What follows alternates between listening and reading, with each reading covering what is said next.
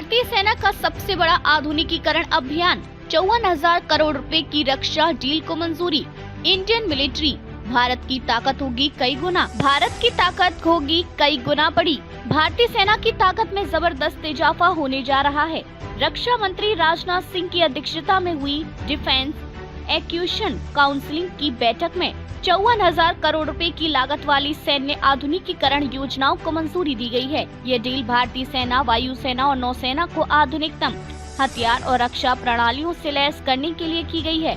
इस डील में BrahMos supersonic cruise missile, AEW&C mark 1A aircraft, NETRA, T-90 Bhishma टैंकों का इंजन अपग्रेडेशन, वरुणास्त्र, टॉरपीडो, रूसी शीतल एंटी एयरक्राफ्ट मिसाइलें और अपग्रेडेड क्रीवॉक थर्ड फ्रिगेट शामिल हैं।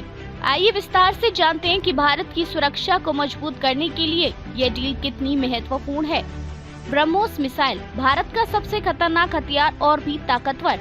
मारक क्षमता पहले 290 किलोमीटर थी, अब बढ़कर 450 किलोमीटर हो गई है। नए ऑर्डर, 20,000 करोड़ रुपए की अतिरिक्त मंजूरी दी गई। तैनाती, भारतीय सेना और वायुसेना में बड़ी संख्या में तैनाती की जाएगी। तकनीक, भारत और रूस के संयुक्त प्रयास से विकसित की गई सुपरसोनिक क्रूज मिसाइल। गति, ध्वनि की गति से 3 गुना तेज, 3 मैच। विशेषज्ञता, ये मिसाइल दुश्मन के रडार से बचकर तेजी से हमला करने की क्षमता रखती है।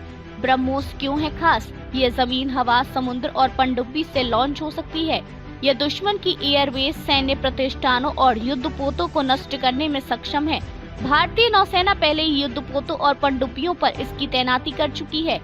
वायुसेना को मिलेंगे 6 नए NETRA एयरक्राफ्ट, कुल लागत 9,000 करोड़ रुपए। विमान मॉडल एम्ब्रियर 145 जेट पर आधारित होंगे। तकनीक, स्वदेशी, active electronically scanned RI raider से लैस। वर्तमान स्थिति, भारतीय वायुसेना के पास अभी सिर्फ NETRA मार्क 1 और 3 इजरायली फाल्कन रडार सिस्टम है। महत्व, चीन और पाकिस्तान के मुकाबले भारत की निगरानी क्षमता कम है। इसे बढ़ाने के लिए ये एयरक्राफ्ट बेहद जरूरी है। नेट्रा एयरक्राफ्ट की खासियतें, दुश्मन के फाइटर जेट्स, मिसाइलों और ड्रोन की गतिविधियों को 360 डिग्री एंगल से ट्रैक कर सकता है। ये एयरक्राफ्ट भारतीय वायुसेना को किसी भी संभावित खतरे के बारे में पहले से अलर्ट कर सकता है। ये airborne early warning and control system की ताकत को बढ़ाएगा। नौसेना को मिलेगी घातक मिसाइलें और टॉरपीडो, कुल लागत 13,000 करोड़ रुपए। वरुणास्त्र टॉरपीडो, भारतीय नौसेना के लिए स्वदेशी रूप से विकसित पनडुब्बी रोधी हथियार। रूसी शीतल एंटी एयरक्राफ्ट मिसाइलें, दुश्मन के लिए विमानों और मिसाइलों को रोकने के लिए तैनाती। क्रीवॉक थर्ड क्लास फ्रिगेट्स पर की जाएगी। INS तुशील और अपग्रेडेड क्रीवॉक थर्ड फ्रिगेट्स। पहला युद्धपोत INS तुशील रूस से भारत रवाना हो चुका है। दूसरा इसी साल भारत पहुंचेगा।